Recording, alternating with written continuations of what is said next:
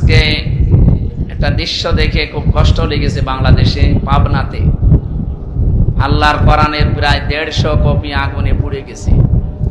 যে দুর্বৃত্তরা আগুন দিয়েছে, কোথায় দিয়েছিলেন জানি না, কিন্তু কোরআন শরীফ পুড়ে গেছে। আপনার কপালেও আগুন লাগবে। আশা করছি তওবা করে ফিরে আসবেন। যদি হঠকারিতা করেন আপনি জাহান্নামী, এটা লিখে নিতে পারেন। আল কোরআন হুজ্জাতুল লাকা ওয়া আলাইকা, কোরআন কারো পক্ষে সাক্ষী হবে অথবা বিপক্ষে সাক্ষী হবে। আমরা কোরআনের পক্ষে সাক্ষী চাই না বিপক্ষে? বলেন বলেন। পক্ষে যদি সাক্ষী নিতে চান, কিয়ামতের দিন দুইটা বিষয় সুপারিশ করবে আল্লাহর সামনে দাঁড়িয়ে, কোরআন শরীফ আর সিয়াম। দুইটার সুপারিশই আল্লাহ কবুল করবে। কিন্তু সুপারিশ পাওয়ার যোগ্যতা তো আপনার থাকা লাগবে। কথা বলেন না কেন? আমি আকিস গ্রুপে ছিলাম খতিব হিসাবে। ওনারা, আপনারা জানেন, বাংলাদেশে বড় কোম্পানির ভেতরে একটা বিভিন্ন সময় সার্কুলার দেয়। অনেক ভক্তবৃন্দ আছে বলে, হুজুর আপনি শুধু একটু বলিয়ে দেবেন, আপনি মালিকের সাথে থাকেন, শুধু একটু বলে দেবেন আমার কাজ হয়ে যাবে। তা আমি বলে দেব আর হয়ে যাবে মানে আপনার যোগ্যতা থাকা লাগবে না? তারা অন্তত অনার্স মাস্টার্স অথবা ডিগ্রি পাস ছাড়া নেবে না, আর আপনি ম্যাট্রিক ফেল করে বসে আছেন। আমি না, আমার বাপ বললেও নেবে? বলে আপনার তো যোগ্যতাই নেই, আমি কি দেখে আল্লাহ আপনার সামনে আপনাকে দাঁড় করাবো? রব্বুল আলামিন বলেন, ইয়াউমাইযিল লা তানফাউ শাফাআতু ইল্লা মান আযিনা লাহুর রহমানু ওয়া রাদিয়া লাহু কওলা। সূরা তাহার 109 নম্বর আয়াতে এসেছে, সেই দিন সুপারিশ কাজে লাগবে না ওই সমস্ত মানুষের জন্য যাদের জীবনের উপরে আমার আল্লাহ রাজি নেই এবং যাদের কথা শুনতেও আমার আল্লাহ রাজি ছিল না। আপনার জন্য যদি নবী পর্যন্ত কিয়ামতের দিন আল্লাহর দরবারে দাঁড়িয়ে বলেছে একে মাফ করে দেন, কোরআনও যদি বলে, সিয়ামও যদি বলে, হবে না যতক্ষণ পর্যন্ত আপনার প্র্যাকটিক্যাল লাইফের উপরে আল্লাহ রাজি না হবেন। কি কিছু বুঝবেন? আমি আমার 33 বছর বয়সের দিকে তাকিয়ে ভাবা লাগবে, আমি যা করেছি আমার উপরে আল্লাহ রাজি আছে কিনা জিজ্ঞাসা করা লাগবে না। কি করা লাগবে না? আমি তো নিজেরটা হালকা হিসাব করলে বুঝিয়েছি আমি যাব কোথায়। আমার নিজেরটা যেমন আমি এখন হালকা বুঝেছি, আপনারটা আপনি বোঝেন না। নিজের দিকে তাকিয়ে বলেন তো, আপনি কি আসলে মাপ পাওয়ার মতো যোগ্যতায় আছেন? 2 নাম্বারটা তো আরো কঠিন, রাদিয়া লাহু কওলা। যিনি আপনার পক্ষে কথা বলবেন তার কথা শুনতে আল্লাহ রাজি থাকা লাগবে। আমি আপনার পক্ষে আন্দাজে কথা বললে তো হচ্ছে না, আপনার ভেতর বাহির সব জানা আছে কার? যিনি বিচার করবেন ওই বিচারকের যদি সব জানা থাকে তখন সাক্ষীর প্রয়োজন হয়। আল্লাহর বিচারে আর পৃথিবীর এই বিচারে পার্থক্য এইটাই, ইয়ারাফুল মুজরিমুনা বিসিমাহুম ফায়ুখাযু বিন নাওয়াসি ওয়াল আকদাম। জবান ছেড়ে বলেন, ফাবি আইয়ি আলাই রাব্বিকুমা তুকাদ্দিবান। পাপিষ্ঠ যারা, কিয়ামতের দিন আল্লাহ তাদের মাথার চুল ধরে আর পা ধরে টান দেবে। এই দুইটা জিনিসের নাম দিলেন কেন? আমি আয়াতটা পড়ার পরে তাফসিরে দেখেছি, কিয়ামতের দিন মানুষের আকার আকৃতি আল্লাহ আসলটা রাখবে না, অধিকাংশ মানুষের আকারের হয়ে যাবে পার্থক্য। কমপক্ষে 10 প্রকার আকৃতির কথা এই আয়াতের তাফসিরে আছে। 10 রকমের সূরাত আর সিরাত দিয়ে কিয়ামতে আপনি উঠবেন। যতই সুন্দর চেহারা হোক, এটা আর থাকবে না। আপনার জীবন দেখে দেখে আল্লাহ ওই চেহারা তৈরি করে দেবে।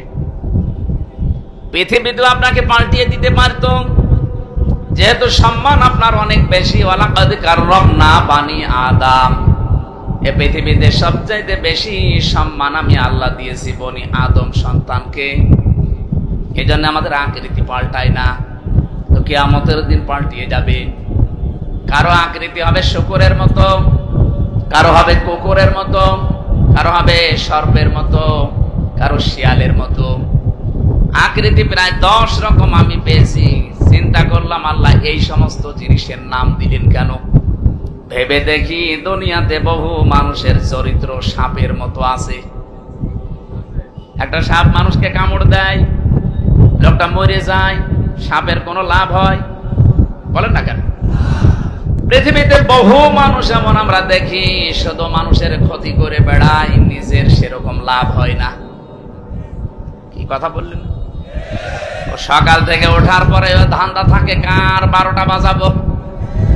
এই 15.5 বছর যেরকম ছিল, কারে মামলা দেব, কারে মিথ্যা সাক্ষী দিয়ে জীবন নষ্ট করে দেব। রাজবাড়ি মনে হয় আপনার টের পাননি।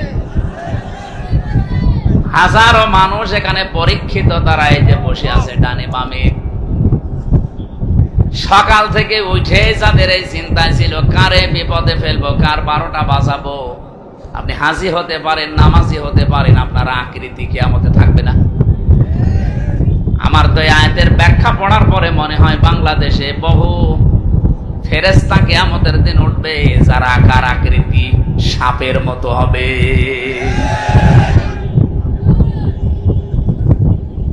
কিছু মানুষের আকার হবে কুকুরের মতো। কুকুরের কাজ কি?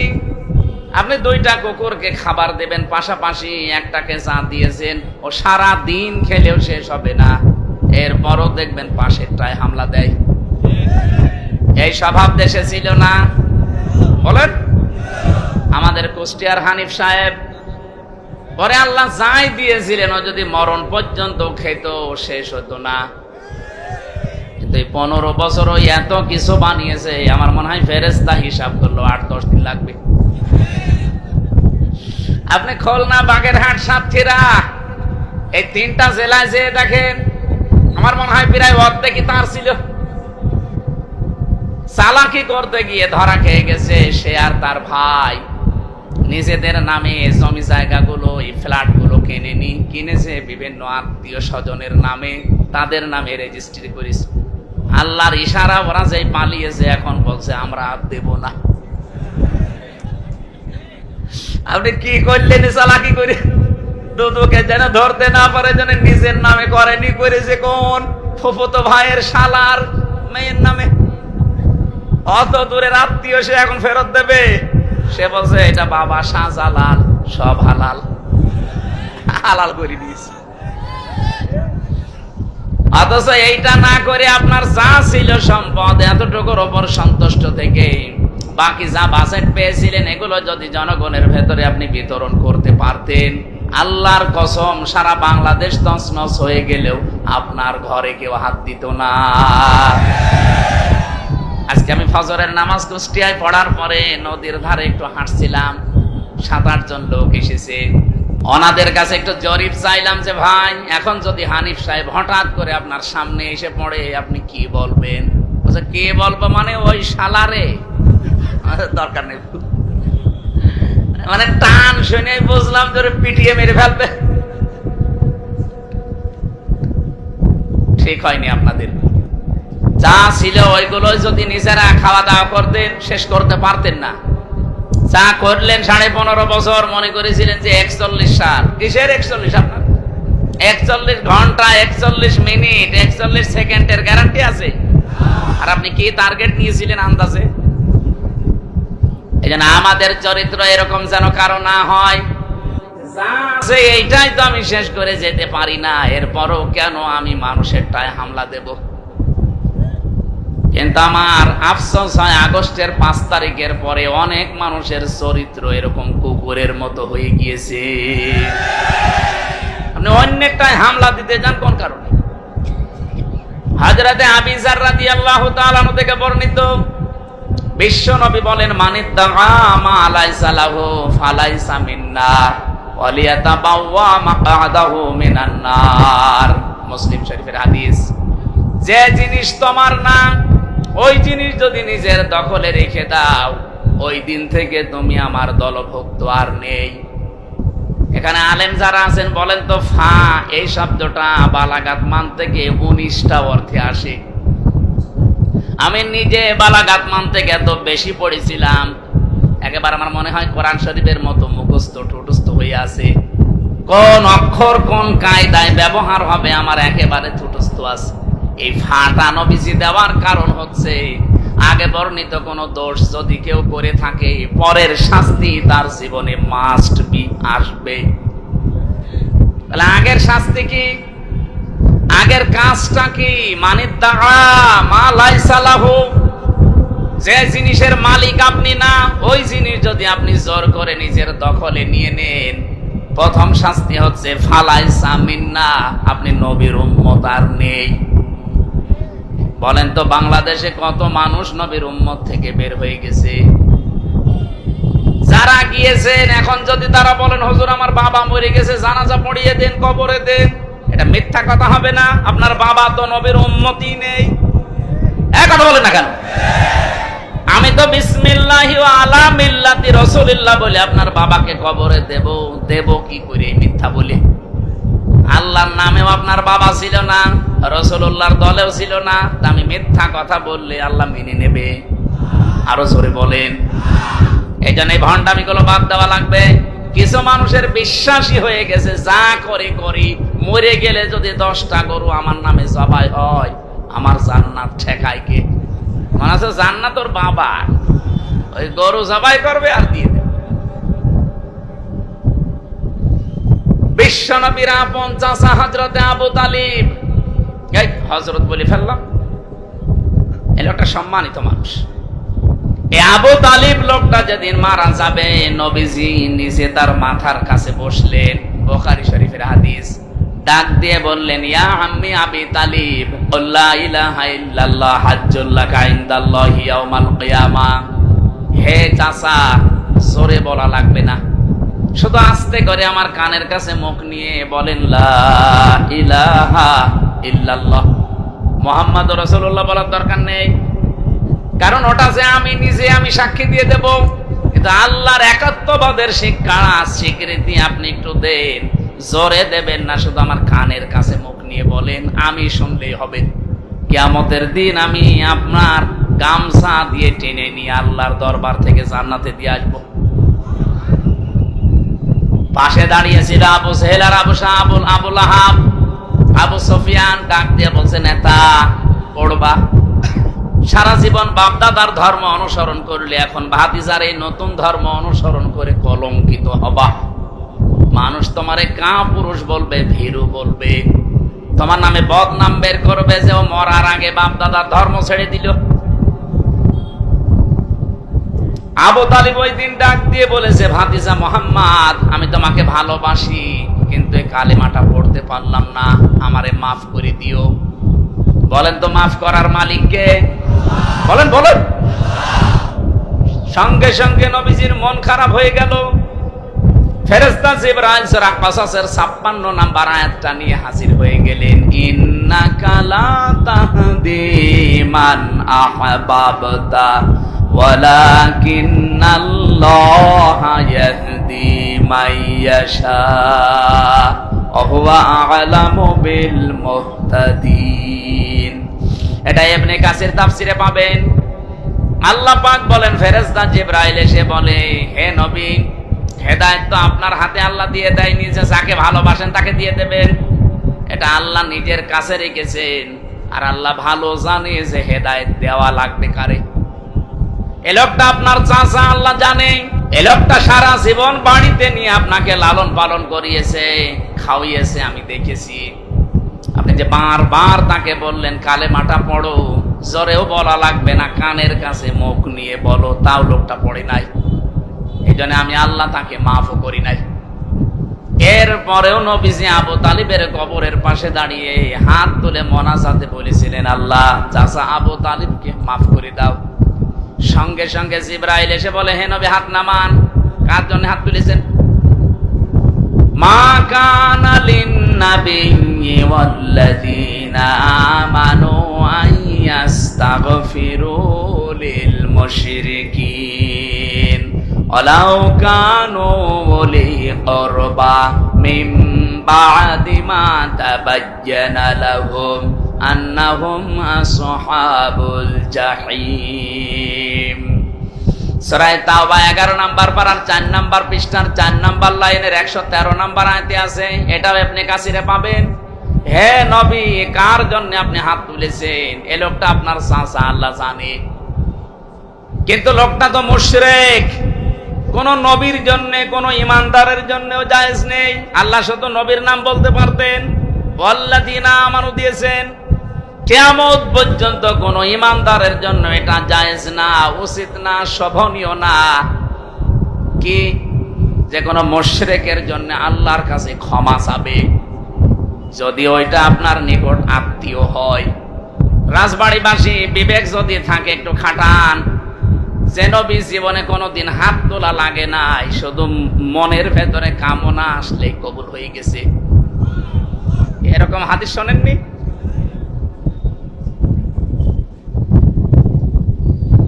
আসরের নামাজের সময় তিনি নামাজ আদায় করছিলেন বাইতুল মুকাদ্দাসের দিকে। 16 মাস একাধারে নামাজ পড়ছিলেন। হঠাৎ 2 রাকাতের পরে মনের ভেতরে একটা কামনা, বাসনা যে আমি কাবার দিকে নামাজ পড়তে পারলে ভালো হতো। তাও 2 রাকাত হয়ে যাওয়ার পরে মনের ভেতরে একটু বুকি দিয়েছে। সঙ্গে সঙ্গে ফেরেশতা জিবরাইল আয়াত নিয়ে আসলেন, কাদ নারা তাকাল্লুবা ওয়াজহিকা ফিস সামা ফালানুওয়াল্লিয়ান্নাকা কিবলাতান তারদাহা ইলা আখিরি আয়াত। আল্লাহ পাক বলেন, হে নবী, আপনার মনের ভেতরে কি ও কিছু কি মারে? আপনি যে আকাশের দিকে মাথা তুলেছেন আমি বুঝেছি। আমি জানি আপনি কি চান। যেটা আপনি রাজি আছেন, যেটা আপনি সন্তুষ্ট আছেন, যা আপনার মন চায় ওই দিকে আপনি নামাজের ভেতরে ঘুরে পড়েন। এদিকে পশ্চিম মনে হয় কোন দিকে? এদিকে। নবীজি নামাজ পড়ছিলেন এই দিকে। হঠাৎ করে তাকিয়ে ঘুরিয়ে নামাজের ভেতরে দিকে ঘুরে পড়লেন। আপনি চিন্তা করেন তো, 2 রাকাত নামাজ হয়ে গেছে আসরের, আরো 2 রাকাত বাকি আছে। এমন একটা সময় মনের ভেতরে কামনা আসলে যেই নবী নামাজের ভেতরে ঘুরে ফেলতে পারে, পুরাটা উল্টা। আর সেই নবী হাত তুলে বসে আছে। আল্লাহ বলছেন হাত নামান। আপনার নিকট আত্মীয়তা দেখি, কিন্তু লোকটা মুশরিক। লোকটা কি?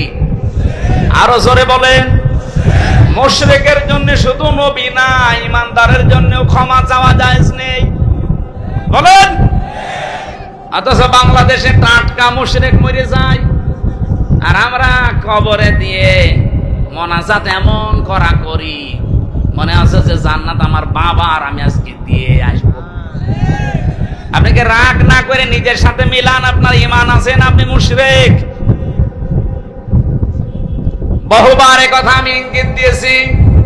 আল্লাহ যেটা পারে ওইটা অন্য কেউ পারে, এই বিশ্বাস করার নাম শিরিক। আর শিরিক যারা করে তারা মুশরিক। এর সাথে দ্বিমত আছে কারো? বলেন তো, সন্তানে পৃথিবীতে দিতে পারে কে? এটা অন্য কেউ পারে। কেউ যদি মনে করে না আমার 8 রশিরে বাবাও পারে হালকা, আপনি যদি মনে করে থাকেন আপনি কিন্তু শিরিক করে ফেলেছেন। আর শিরিক করলে আপনি মুশরিক। কি কথা বলেন না কেন? কেউ পারে না সন্তান দিতে। আমাদের জাতির পিতার জীবনের দিকে তাকান। 86 বছর বয়স পর্যন্ত তিনি একটা দোয়া করেছিলেন, রব্বি হাবলি মিনাস সলিহিন। 1, 2, 3, 5 বছর, 10 বছর না, 86 বছর একাধারে। 86 বছর পরে আমার আল্লাহ জবাব দিয়েছেন, ফাবাশশারনাহু বিগুলামিন হালিম। হে ইব্রাহিম, তোমাকে আমি একটা হালিমের সুসংবাদ দিলাম। হালিম মানে চাচা হালিম না মামা হালিম? কি হালিম দিয়েছিলেন আপনি চিন্তা করেছেন? কি ধৈর্যের পরীক্ষায় আমার আল্লাহ দোয়ার জবাব দিলেন। 1, 2 বছর, 5 বছর বিয়ের পরে না, 86 বছর পর এমন হালিম আল্লাহ দিয়েছিলেন। ফালাম্মা বালাগা মাআহু সাআয়া ক্বালা ইয়া বুনাইয়া ইন্নী আরা ফিল মানাম আন্নী আযবাহুকা ফানজুর মাযা তারা। সন্তান যখন 14 বছর বয়স, বাবার সাথে একটু চলাফেরা করতে পারে। এই যে হালিমের ব্যাখ্যাটা বোঝার জন্য আমি বলছি, এদিকে তাকান। আপনি যদি একেবারে 1-1.5 বছর 2 বছরের ছেলে মেয়ের কথা বলতেন, তাহলে এত মায়া মহাব্বত জন্মাতো না। কারণ 13, 14, 15 বছর বয়সের সন্তান নিয়ে বাবা মা একটা আশা করে যে আমি এই জায়গায় পৌঁছিয়ে দেব। এই কথা বলেন না কেন? বাবার হাতে কামে একটু লাগে, এরকম একটা ভালো সময় পেছনে পেছনে সব সময় থাকে, বিভিন্ন কাজে কামে লাগানো যায়। এমন সময় আল্লাহ পরীক্ষা দিলেন যে সন্তান জবাই করো, স্বপ্নে দেখালেন। প্রশ্ন আসতে পারে, হযরত ইব্রাহিম নবীকে আল্লাহ সরাসরি আদেশ না দিয়ে স্বপ্ন দেখালেন কেন? কি মানে সরাসরি বলতে পারতেন না ইব্রাহিম সন্তান জবাই করে ফেলো? পারতেন না? বলেন বলেন, কেন জবাই করার জন্য স্বপ্ন দেখানো লাগবে? হযরত ইব্রাহিমকে আমার আল্লাহ স্বপ্ন দেখিয়েছিলেন এই জন্য। আল্লাহর ইচ্ছা ছিল না যে ইসমাইল জবাই হবে না, আল্লাহর ইচ্ছা ছিল যে আমি এই জবাই পর্যন্ত ইব্রাহিমকে নিয়ে আসতে চাই। এই জন্য স্বপ্নে তিনি এই সিস্টেমটা, ক্রাইটেরিয়াটা দেখিয়েছিলেন যে এইভাবে করে অন্তত গলা পর্যন্ত ছুরি নিয়ে যাও, জবাই হয়ে যাবে এ পর্যন্ত আমি আল্লাহ চাইনি, আমি চেয়েছি তুমি আসলে জবাই করার মতো মন তৈরি করেছো কিনা। কোরবানির শিক্ষাই তো এটাই, যার 20 দিন পরে আসতেছে এই শিক্ষাটাই দিয়ে যাবে। উনি যেমন আল্লাহর সিদ্ধান্তের সব কিছুকে উপেক্ষা করে আল্লাহর সিদ্ধান্ত মেনে নিয়েছিলেন। এই পৃথিবীতে আমরা সব গুনাহ, সব অপরাধ যদি ছেড়ে দিয়ে নিজের মনকে ইব্রাহিমের মতো শক্ত করতে পারি, এবারের কোরবানি কবুল হয়ে যাবে। আমার ভাইরা একটু তাকান। স্বপ্নে তিনি দেখিয়েছিলেন এই কারণে হযরত ইব্রাহিমও চিন্তা করেছেন, কি গো আমার সন্তান আমি আল্লাহর হুকুম পেয়েছি জবাই করে ফেলবো, কিন্তু না, আল্লাহ যে গোলামিন হালিম দিলেন, কেমন হালিম এটা আমি দেখবো। একে আসলে হালিম না চাচা হালিম? চাচা হালিম বিক্রি হয় না বলে এখান থেকে? মামা হালিম? মামা চাচা হালিম না, এ গোলামিন হালিম। তিনি পরীক্ষা করার জন্য বললেন, ইয়া আবাতি ফাআল মা তুমার সাতাজিদুনি ইনশাআল্লাহু মিনাস সাবিরিন। আমি স্বপ্নে দেখলাম তোমাকে জবাই দেব, এখন তোমার রায় বলো। হযরত ইসমাইল এমন হালিম ছিলেন, তিনি ডাক দিয়ে বলেছেন, হে আমার সম্মানিত পিতা, যা আদিষ্ট হয়েছেন আপনি পালন করেন, আপনি আমাকে ধৈর্যশীলদের মধ্যে পাবেন। শুধু ধৈর্যশীল পাবেন, তাহলে সাবের বলতেন, তিনি সাবিরিন বলেছেন বহু বছর। তাফসিরে ফি জিলালিল কোরআন সাইয়্যিদ কুতুব লিখেছেন, তিনি সাবিরিন বললেন কেন? এই কারণে তিনি সাবিরিন বলেছিলেন, কারণ সবের বললে নিজের ভেতরে একটা আমিত্ব, অহংকার আসতে পারে যে আমি শুধুমাত্র ধৈর্যশীল। এরকম পরীক্ষা দুনিয়ার কেউ দিতে পারে না। তিনি সাবিরিন বহু বছর লাগিয়ে বাবাকে জানিয়ে দিলেন, বাবা আমি নিজেকে অহংকার মুক্ত করে বলছি, আমার মতো বহু ইসমাইল দুনিয়ায় আছে, তারাও ধৈর্যের পরীক্ষা দিয়েছে, আমি তাদের ভেতরে একজন, আমার কোনো অহংকার নেই। এতটুকু মানুষ, মাত্র 14 বছর বয়স, নিজেকে অহংকার মুক্ত করার জন্য কি সাবধানে কথা বলছেন। আর আমরা অহংকার আছে না নেই? যে যখন চেয়ারে থাকে সে তখন গিয়ারে থাকে। এটা আমি চেয়ারে আছি, আমি কিন্তু গিয়ারে আছি। হাই সাহেব চেয়ারে আছে, উনিও এখন গিয়ারে আছে। শওকত সাহেব এখন চেয়ারে আছে, উনিও গিয়ারে আছে। মনে করছে চেয়ার থেকে আর নামা লাগবে না, অথচ আমরা যখনই চেয়ারে বসেছি, চেয়ার আমাদেরকে জানিয়েছে, হামজা বেশিক্ষণ না, 1-1.5 ঘন্টা। কি কথা বলছেন? এরপরে কিছুক্ষণ পরে তাহাজ্জুদের নামাজ শুরু হবে, এরপরে ফজরের নামাজ আরো গুরুত্বপূর্ণ। সুতরাং সারা রাত না, চেয়ারের মেয়াদ মাত্র 1.5 ঘন্টা। পৃথিবীর কোন চেয়ার কারো জন্য স্থায়ী না, শুধু একটা চেয়ার। অসিআ কুরসিয়ুহুস সামাওয়াতি ওয়াল আরদ ইলা আখির আয়া। আল্লাহ পাক বলেন, আসমান জমিন পরিব্যাপ্ত একটা চেয়ার আছে, ওই চেয়ারের মালিক কে? ওইটার কোনো পরিবর্তন নেই। তাছাড়া দুনিয়ায় যত দামি চেয়ার হোক, যত বড় চেয়ার হোক, চেয়ারে যারা বসবে এ কথা মনে করে যেন বসে যে আমারে নামা লাগবে।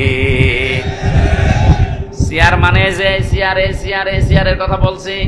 অনেকে মনে করছে না এখন যারা উপদেষ্টা আছে ওই চেয়ার কি নামবে? ওরা নামার জন্য বসেছে।